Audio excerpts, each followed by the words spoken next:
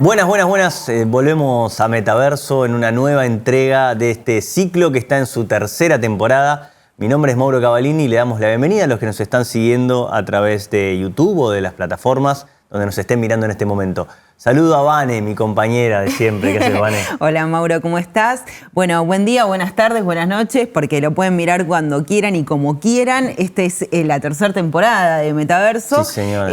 Cambiamos un poquito el formato. En esta oportunidad salimos grabados, no salimos en vivo, pero obviamente que pueden seguir comentando y diciéndonos todo lo que quieren, lo que piensan, lo que se les ocurra, tanto en los mensajes de YouTube como también a través de nuestras redes sociales. Sí. Y hoy tenemos una invitada muy especial que nos va a acompañar a contarnos un poco cómo es esto de vivir del arte, no vivir del arte, volver, ir y venir y hacer múltiples cosas dentro del ambiente artístico y de la comunicación.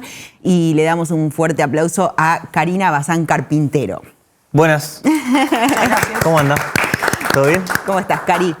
Todo bien. Bienvenida acá a nuestro ciclo de Metaverso. Bueno, muchas gracias por invitarme.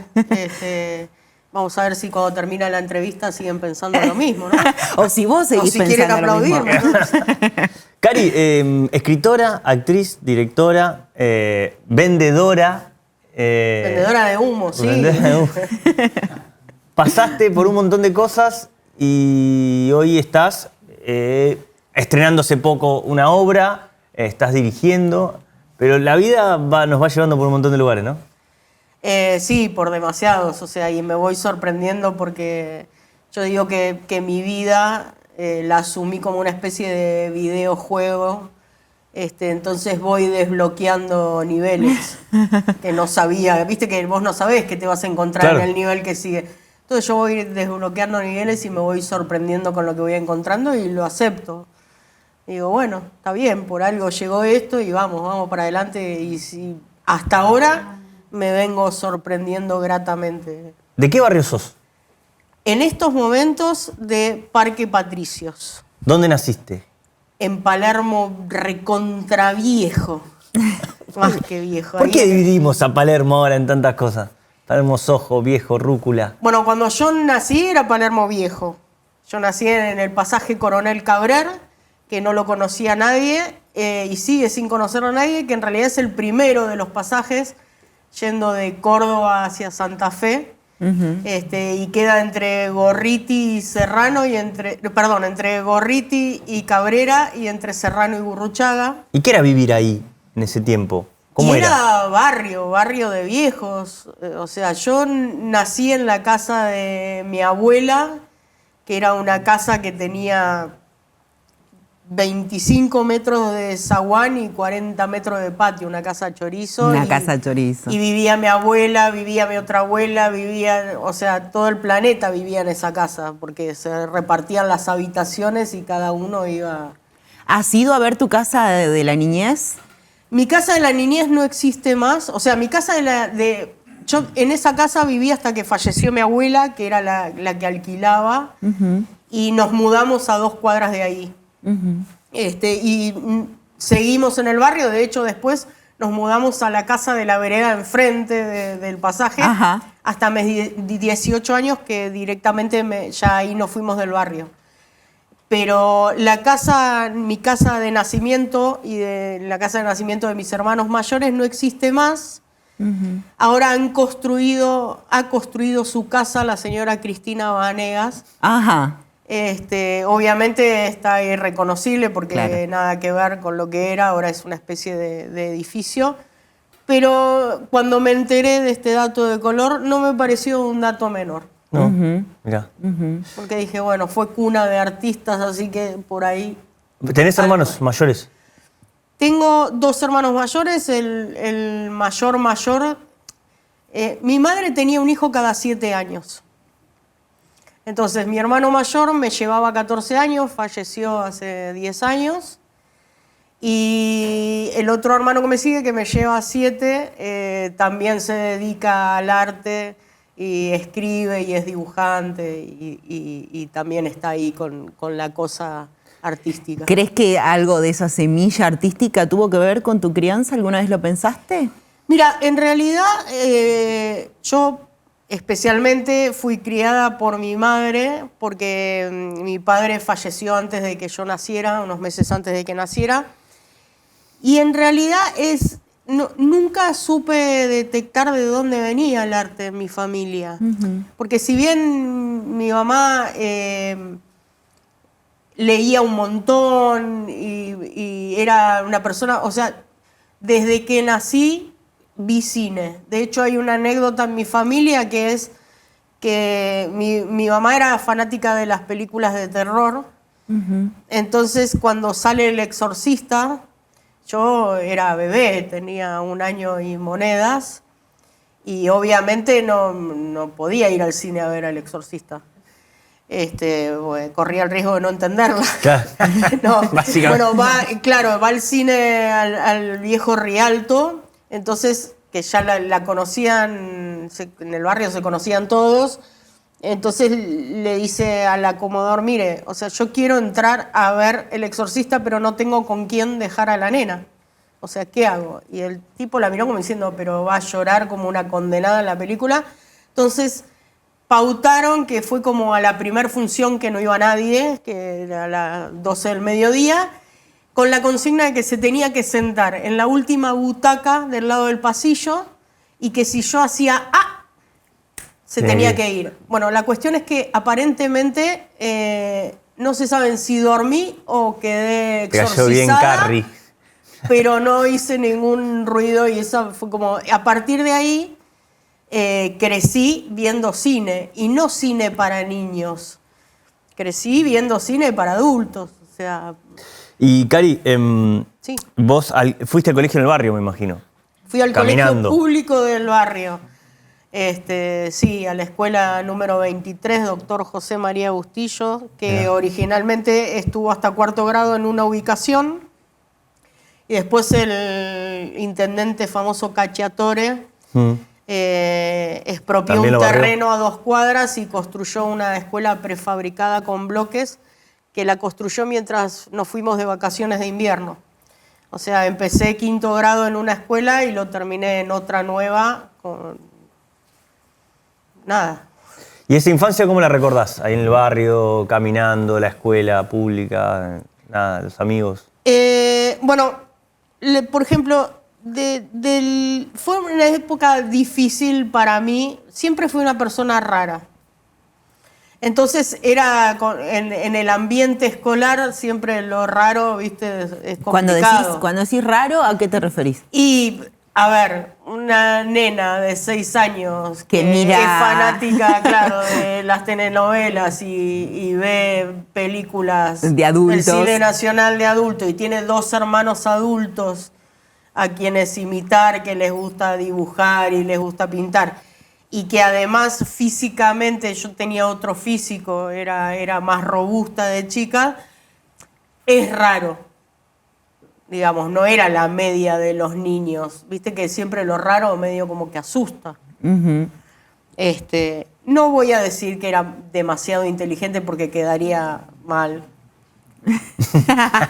No, pero era. Sí, o sea, lo raro asusta. Esa es la realidad.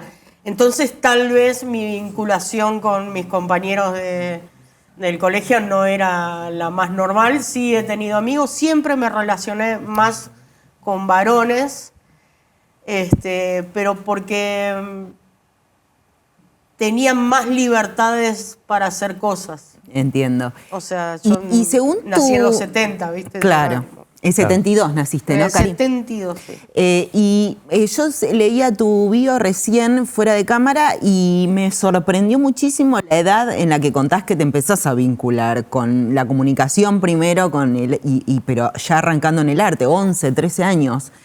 ¿Cómo fue ese inicio? Mira, yo el primer registro que tengo de que era como por ahí fue en 7º grado, que yo ya escribía cosas, que nos hacen escribir para la materia de lengua un cuento, y increíblemente no recuerdo muchas cosas de la primaria, es verdad, como que fui bloqueando muchas etapas de mi vida, como lo que no me aportaba nada bueno, mi cerebro lo bloqueó.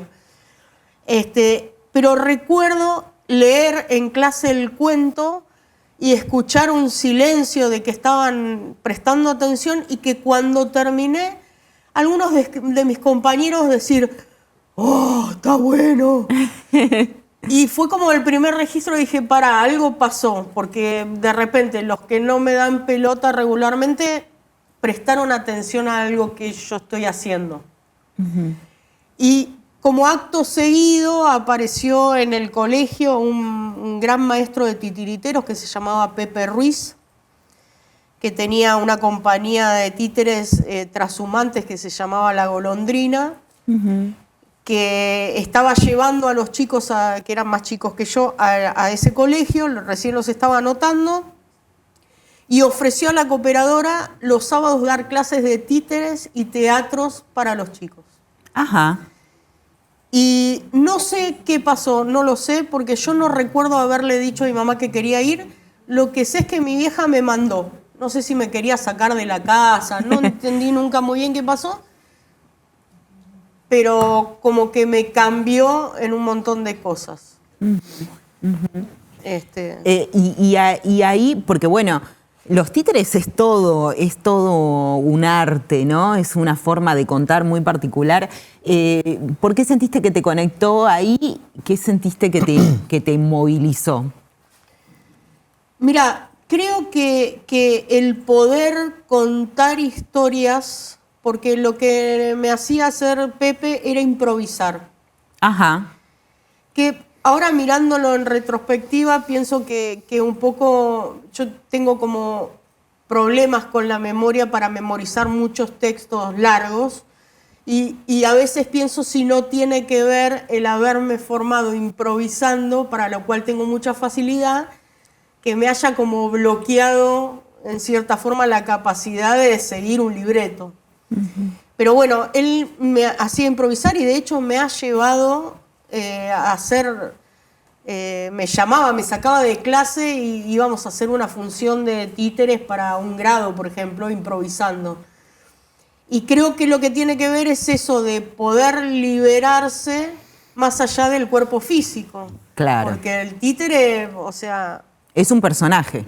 Es un personaje, pero además a vos no te ven. Claro. Entonces creo que es una forma de liberación de cualquier complejo que tengas o de cualquier mandato societario o lo que sea, de poder decir, tener la impunidad de poder manifestarte sin que nadie sepa que sos vos. Y la radio también tiene eso. Hiciste muchos años radio, ¿no? Hice muchos años, después de mi frustra carrera como actriz, porque terminé el colegio y era, en esa época era, bueno, vas a trabajar, o sea, ya está, de eso no se vive, y ahí quedó la carrera.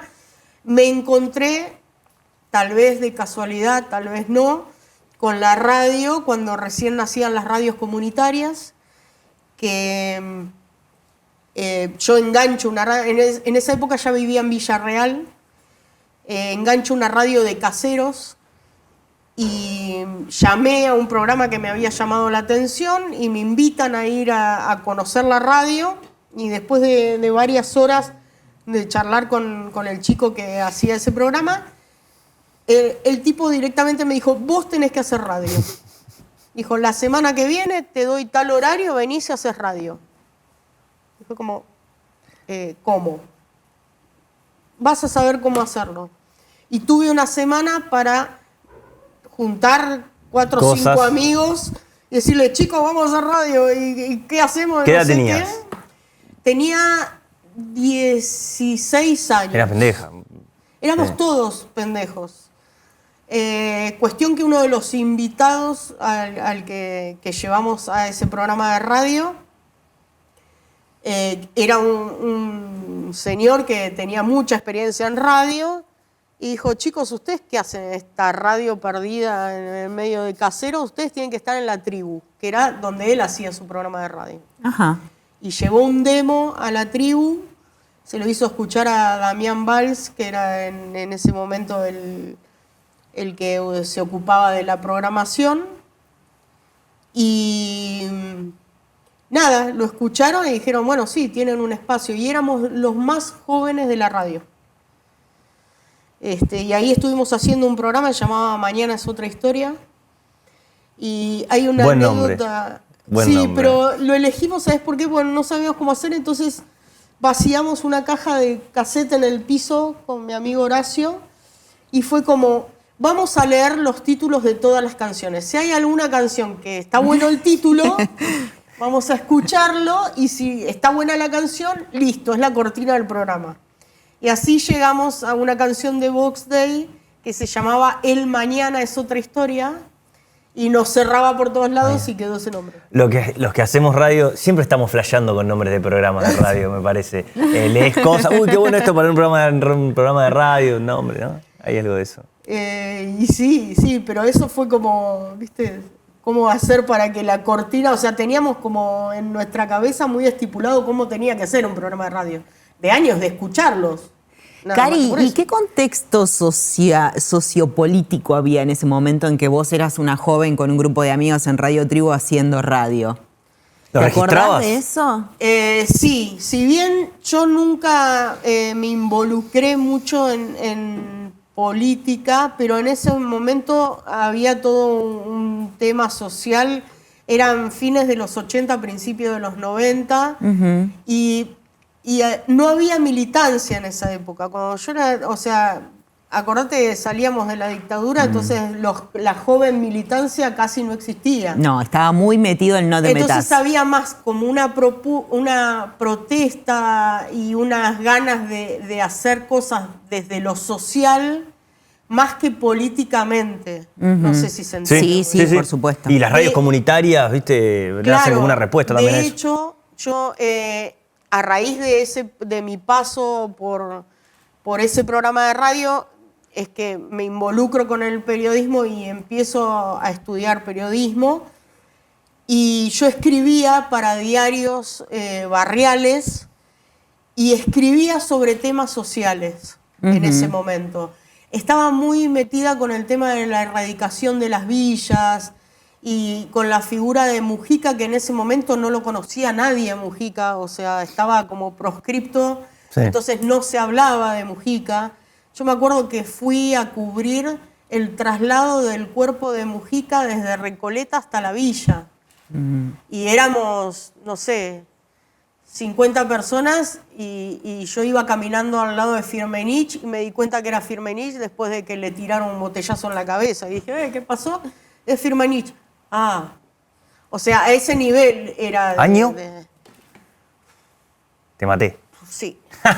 Bien, principio de los 90 dijiste. Creo que mencioné que tenía problemas. Es verdad, perdón. Yo tampoco lo recordé. 92, 93 claro. De haber sido, no sé, creo que fueron el 94 de haber sido, porque fue un aniversario del asesinato de Mujica, creo que eran los 20 años. Claro, 94. ¿Y flasheaste mucho con la escritura? Digamos, ¿le metiste ahí mucho tiempo? ¿Cómo descargaste mucha pasión y creatividad ahí en escribir, en hacer crónicas? En ese momento era todo lo social. Entonces había toda una carga de expresar... y ser parte, ¿cómo no se da cuenta la gente de esto que está pasando? Entonces tenía como una carga, no iba tanto por lo literario, sino por una carga emocional de indignación. Claro, de indignación. De hecho, yo llegué a dar cursos en radios y en periódicos barriales. Me llevaron una vuelta a una radio que se abría nueva en Mataderos, una radio comunitaria, y me habían pedido que le enseñara a un grupo de jóvenes de Ciudad Oculta a hacer un programa de radio. Entonces yo estuve, ponerle en la tutoría como, 3 meses, y cuando los chicos ya supieron hacer el programa, yo volé y ellos se quedaron haciendo el programa. Y lo mismo pasó con algunas revistas barriales, que daba los talleres para que aprendieran ellos a hacer notas y lo básico del periodismo y pudieran generar sus historias y hacer sus diarios y demás. Perdón, me da muchas ganas de preguntarle, Sí. ¿Cómo ves el periodismo hoy en día? El relato de los hechos, de lo social, los que cuentan lo que pasa en la Argentina. ¿Cómo lo ves? ¿Qué opinión tenés? Mira, de un tiempo a esta parte no veo noticieros, no escucho radio, no leo diarios, porque está tan bastardeado el tema de la información, ya perdió esa cosa. A ver, cuando yo me enganché con el tema del periodismo, era esto que les decía antes, de enterarte de algo y decir, a ver, entérense todos, claro. O sea, que cada uno saque sus propias conclusiones. Pero está pasando esto acá, háganlo. O sea, entérense. En cambio ahora directamente te venden la historia masticada, consumida y con lo que vos tenés que opinar sobre la historia.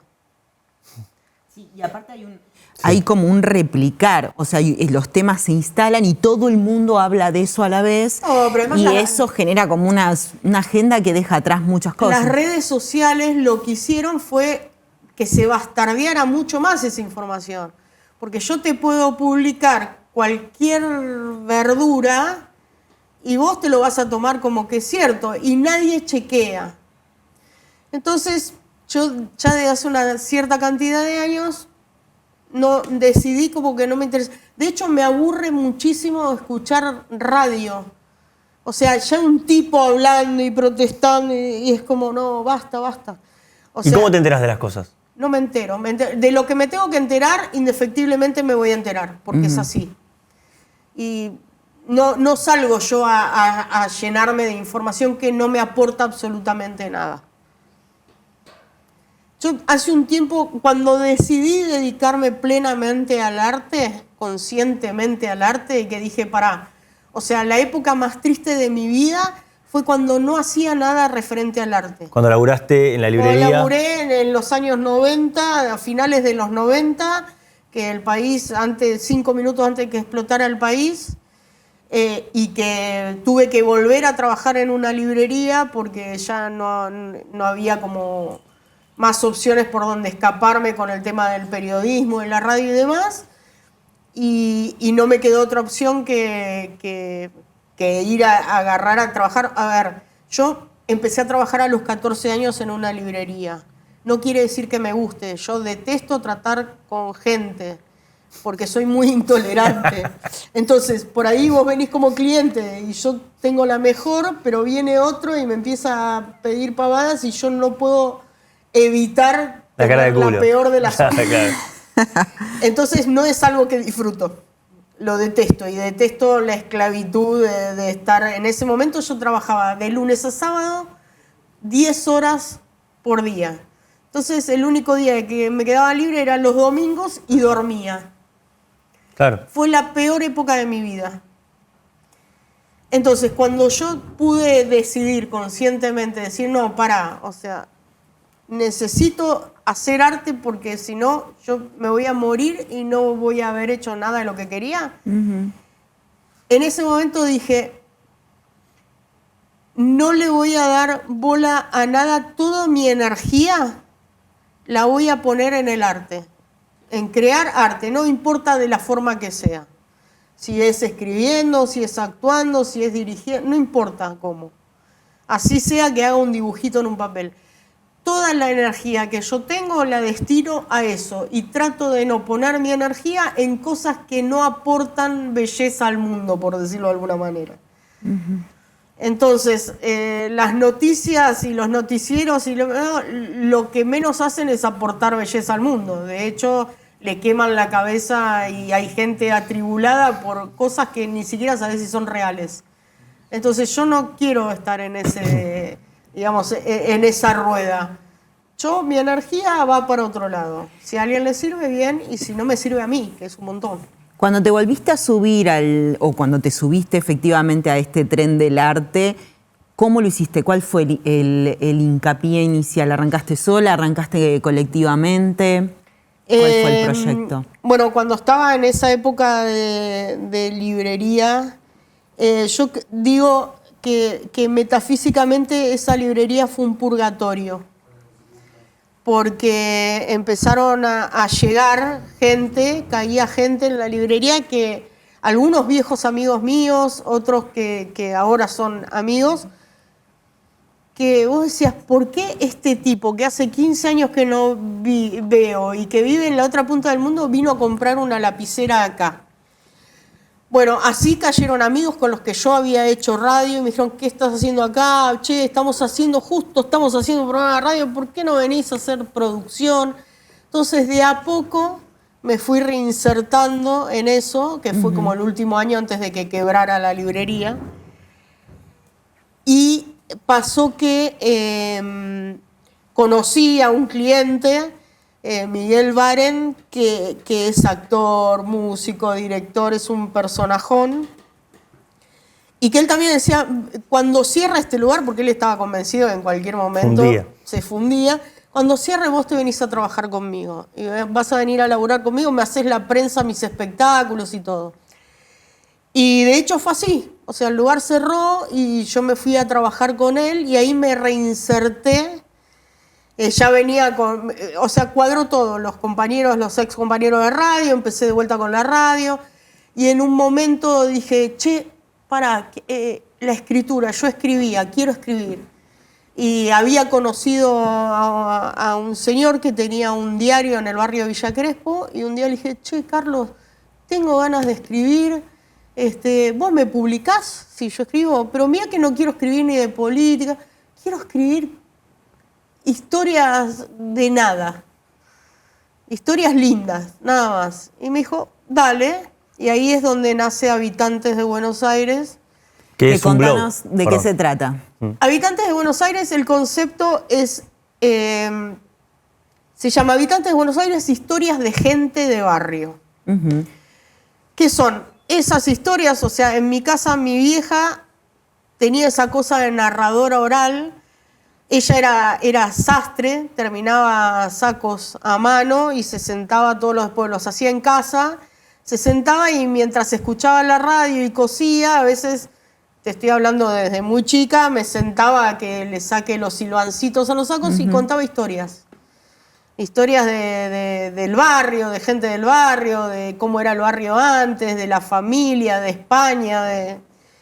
Entonces, a mí lo que se me ocurrió fue justamente, che, todas esas historias que son muy de un lugar, no están en ningún lado. O sea, están en la memoria del propio barrio. Sí. Que el barrio no es lo que te dice el mapa. En realidad el barrio son las cuadras por las que vos te movés que están alrededor de tu casa. Si vos vas a comprar el pan a 5 cuadras, hasta ahí llegó tu barrio. Hasta donde llegas caminando, ¿no? Exacto. Sí, eso es cierto. O sea, no es lo que te dicen. Palermo es gigante. Y sin embargo, mi barrio era de Santa Fe a Córdoba y de Juan B. Justo a Scalabrini Ortiz. Ese era Palermo. Y era Palermo y Villa Crespo, porque en realidad estaba todo mezclado, pero eso era mi barrio.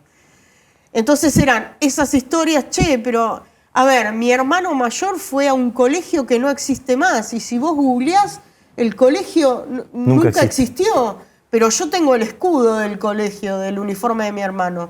Era, ¿cómo puede ser que nadie se acuerde que existió ese lugar? Entonces empecé contando historias de ese microbarrio para el diario de Villa Crespo, y las dividí como en categorías que eran personajes, mitos y leyendas, que nunca faltan, y lugares. ¿Por qué? Porque Palermo sufrió una mutación terrible. Sí, tremenda. O sea, yo casi ni puedo ir a Palermo porque no existe nada de lo que había en mi infancia. No, aparte, vas y lo primero te dan un latte. No, pero lo más triste es que el latte te lo dan en la casa que era de mi mejor amiga y estás tomando un latte en el dormitorio de la abuela. Sí. Claro. ¿Entendés? Pero eso lo sé yo y mi grupo de amigos, pero toda la gente que va a tomar el latte ahí no sabe qué pasó ahí. Totalmente, sí. ¿Entendés? Sí. Entonces yo lo que quise fue rescatar eso. Claro, porque quedan como las cáscaras, pero se pierde como la esencia y las historias que ocurrieron ahí. Las vidas que transitaron ahí. Totalmente, y hay historias como importantes. Entonces queda como el consumo estético de, ay, qué linda esta casa, mirá la mampostería. Claro, y por ahí la mampostería la hizo el abuelo, Exacto. viste, a mano. Con moldes y yeso. Sí, y el abuelo era un personaje porque había venido de Italia y, no sé, tenía una mula en el patio. Claro. Yo tenía un vecino en el Pasaje, cuando vivía, digamos, en la casa donde nací, que el vecino de enfrente, los pasajes son cortitos, entonces tenés poquita vereda. El vecino de enfrente era el señor Conte, que era un escribano, que era del interior. Su casa daba por Gorriti, que tenía un mega caserón, y el portón por donde entraba la camioneta estaba por el Pasaje, que eran como el jardín de la casa.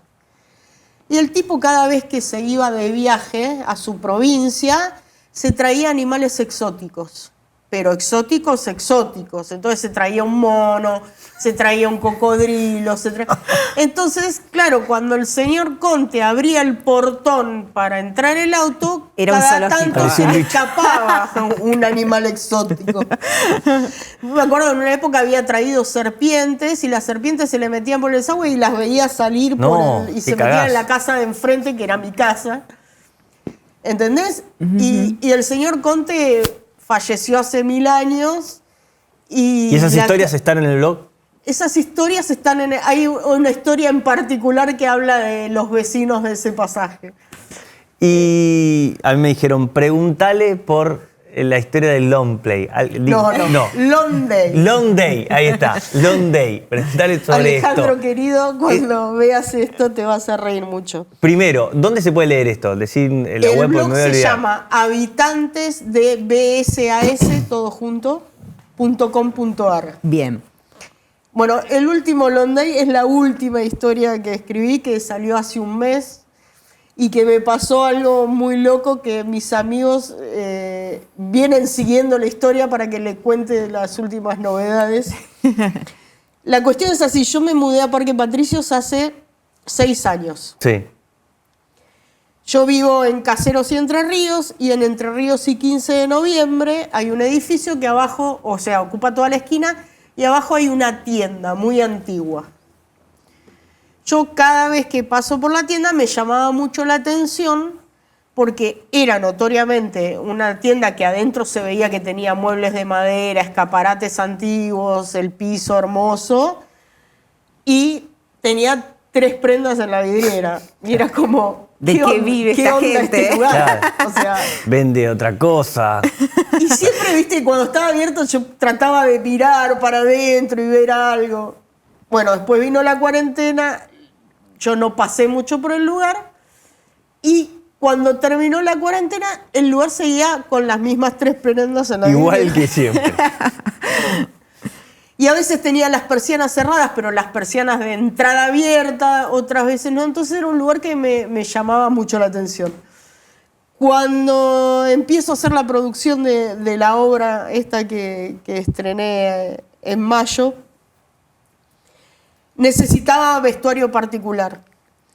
Entonces paso por la esquina y dije, Esta es la mía para entrar. Pregunto, porque a lo mejor tienen un sótano repleto de antigüedades, no lo sé. Entonces entro y aprovecho para, viste, cuando no te dan los ojos para mirar todo, encima es enorme el local. Me atiende un señor muy amable, muy simpático, y le digo, mire, estoy buscando un turbante. No, pero no tengo turbante. ¿Qué estás buscando acá? ¿Qué te pasa? Entonces, medio como que no quería irme porque me faltaban mirar cosas, ¿viste? Necesitaba seguir mirando. Entonces le empiezo a dar charla y le digo, le hago una pregunta, ¿nunca le ofrecieron para filmar acá? Porque, o sea, es como, ¿viste? El paraíso de los detenido que en el buscan tiempo, locaciones, claro.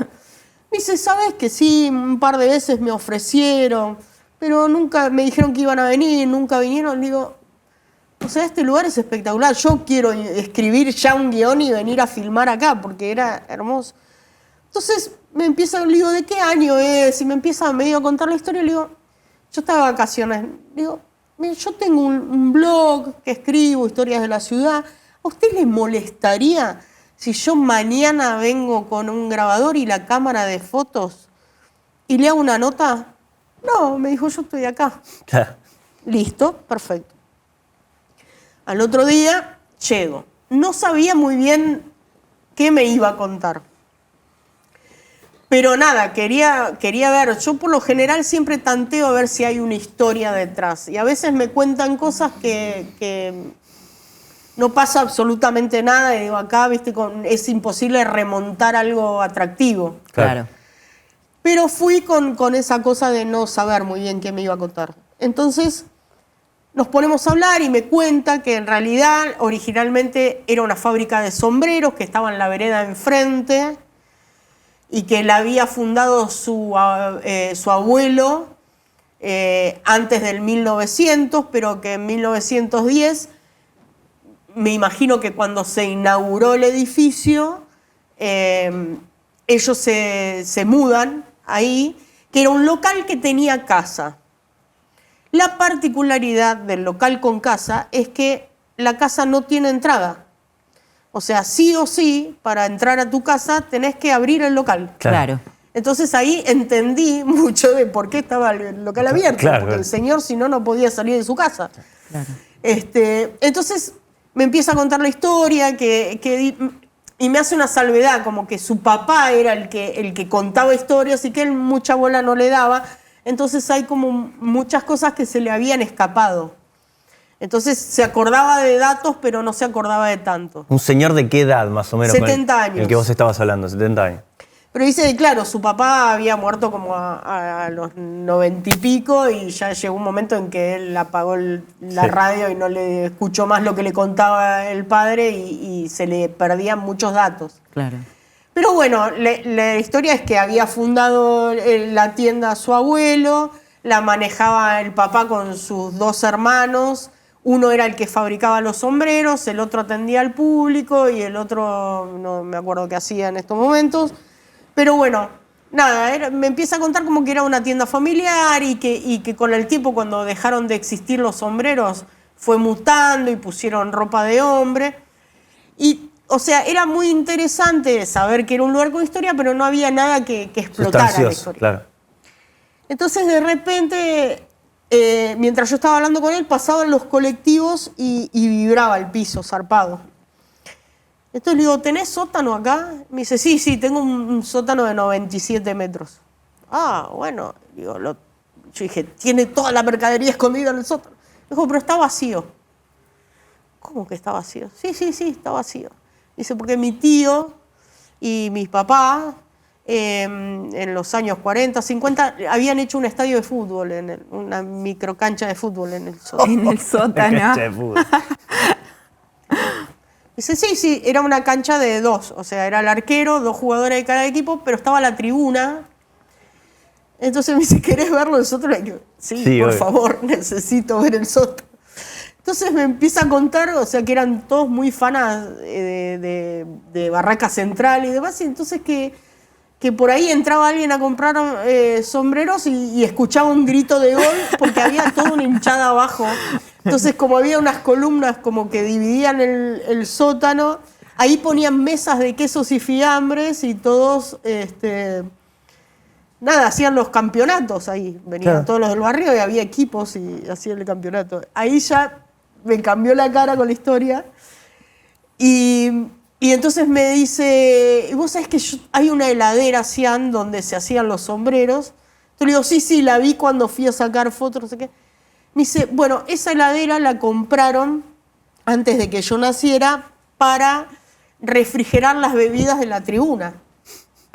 Pero me imagino, una cancha abajo en un sótano sin luz o con luz artificial, digamos, ¿no? Claramente. En realidad tiene una dinámica que tiene todos como unos ventiluces que dan a la calle, que de día está súper a la altura iluminado. de la vereda. A la altura de la vereda, claro.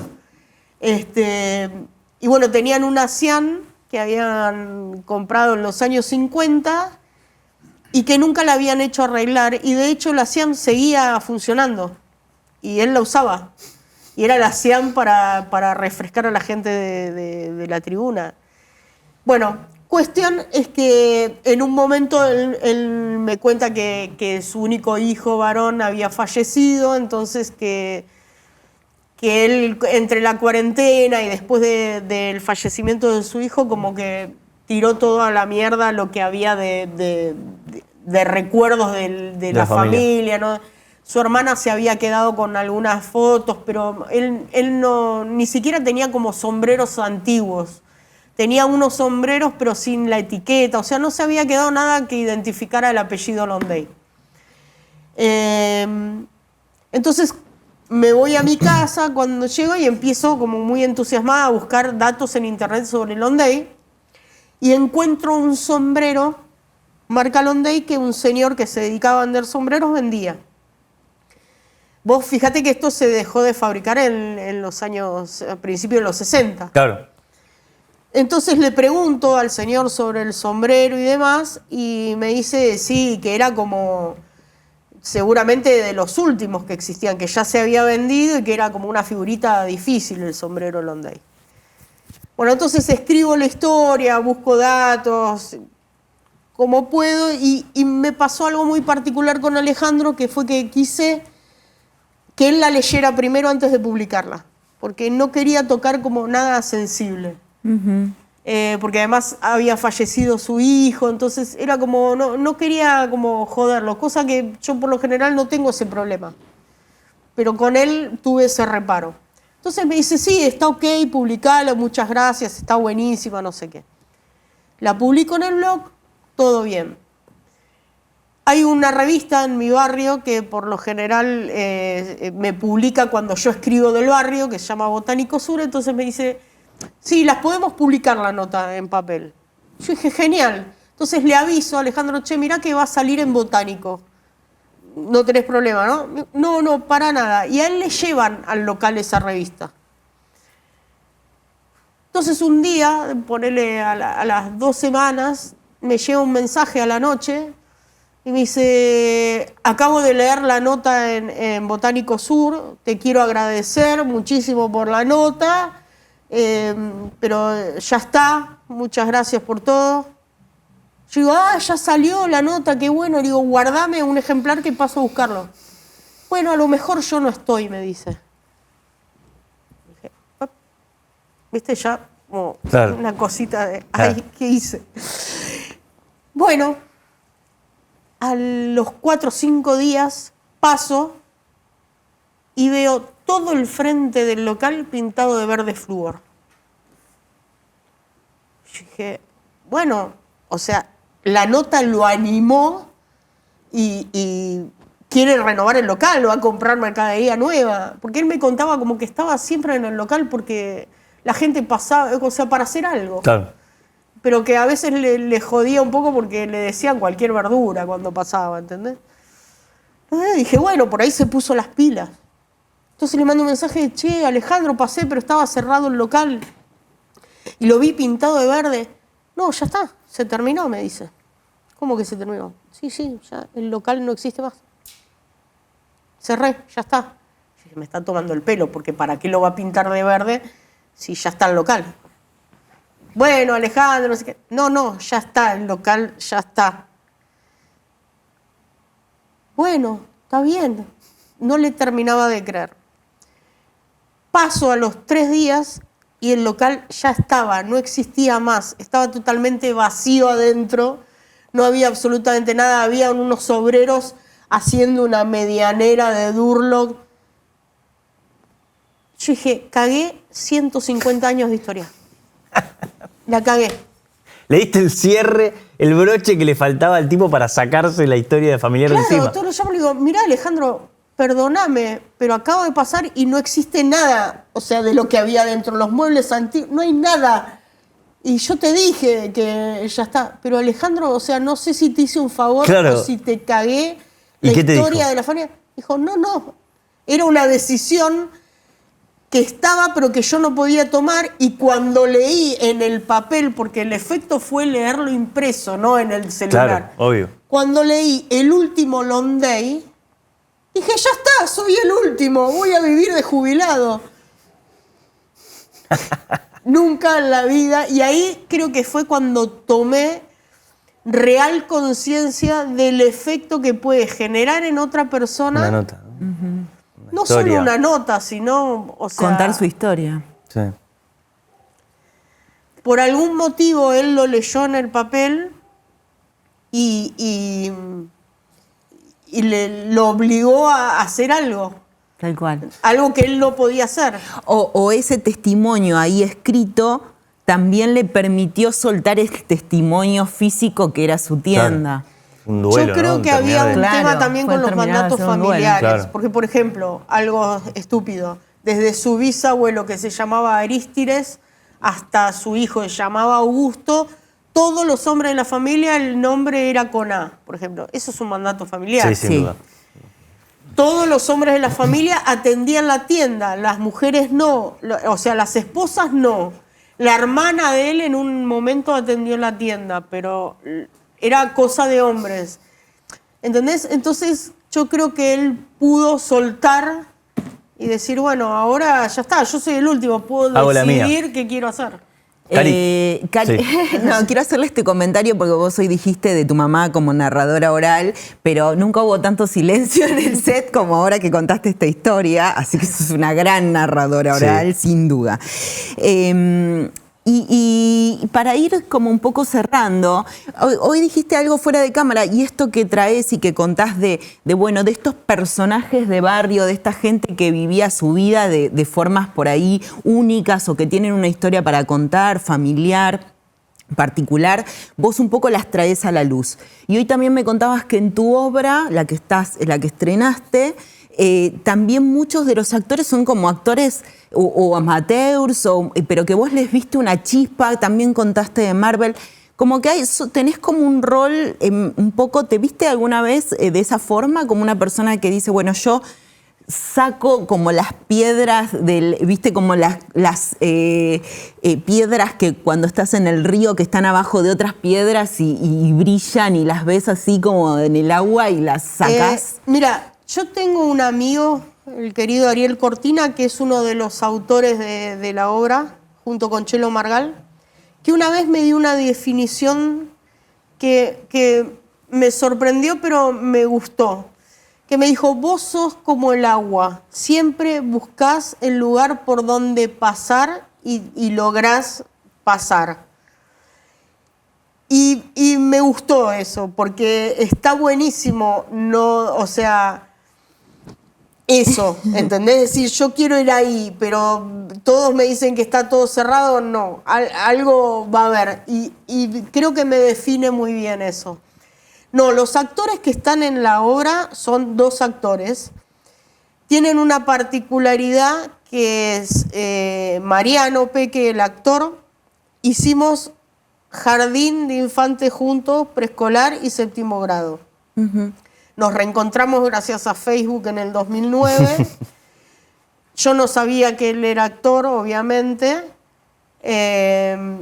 Y lo cité, yo hice en 2018, junto a Chelo, escribimos una serie web que se llama Tanto amor me hace mal, que ahí es donde debutó Marvel artísticamente y además hicimos toda la historia de la música juntas.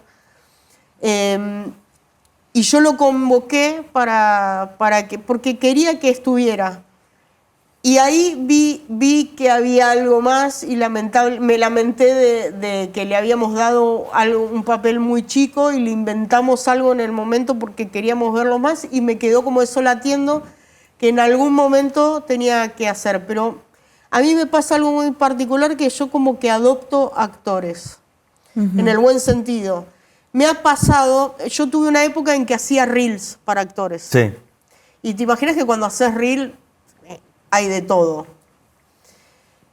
Pero me pasaba de, por ejemplo, descubrir a un actor viéndolo en una obra de teatro. Por lo general me pasa con la gente mayor. Decir, pero este tipo, es un actorazo. ¿Por qué no está laburando en cine? ¿O por qué no está, entendés? ¿Por qué no lo conoce todo el mundo? Entonces, lo que hago es tratar de generar algo yo para invitarlo a participar y después como que se la crea que en realidad es muy bueno y que tiene que hacer otra cosa y empezar a pasarle casting de cine. Y me ha resultado con varios grandes actores que terminaron haciendo cosas en cine porque yo les comí la cabeza, básicamente. Cari, nombranos cómo se llama la obra, en qué sala se encontraba en mayo, tal vez en este momento puedan ir a verla. La obra se llama Casa Oscura. Es una adaptación de una obra que se estrenó hace 10 años por los autores, que se llamaba Viviendo en Penumbras. Está todos los sábados a las 18 horas en el Teatro del Pasillo, que queda en Colombres 35, Colombres y Rivadavia, a una cuadra de Las Violetas. Así que pueden venir a la obra y tomarse después una merienda en Las Violetas. Y es una obra de humor negro. Bien. Cari, gracias por venir hasta acá. Gracias. Un placer escucharte, realmente. Encontrarte. Gracias. Gracias. Karina Bazán Campintero con nosotros en un nuevo capítulo de Metaverso en esta tercera temporada. Mi nombre es Mauro Cavalín, gracias, Vané. Gracias, Mauro. Les mandamos un besito a todos y recuerden seguirnos en nuestras redes sociales, meta-verso-tv, Así es. escribirnos a ese Instagram, decirnos lo que piensan, lo que sienten, lo que quieren ver en el programa, en los futuros programas también, recomendarnos invitados, hacernos comentarios, lo que deseen.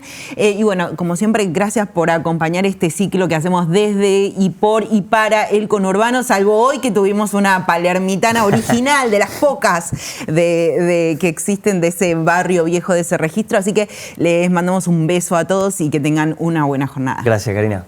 Gracias. Jorge. Gracias, Karina. No, gracias a ustedes. Espero no haberme Una extendido. genia, Cari, pero por Dios. Tremendo, sí.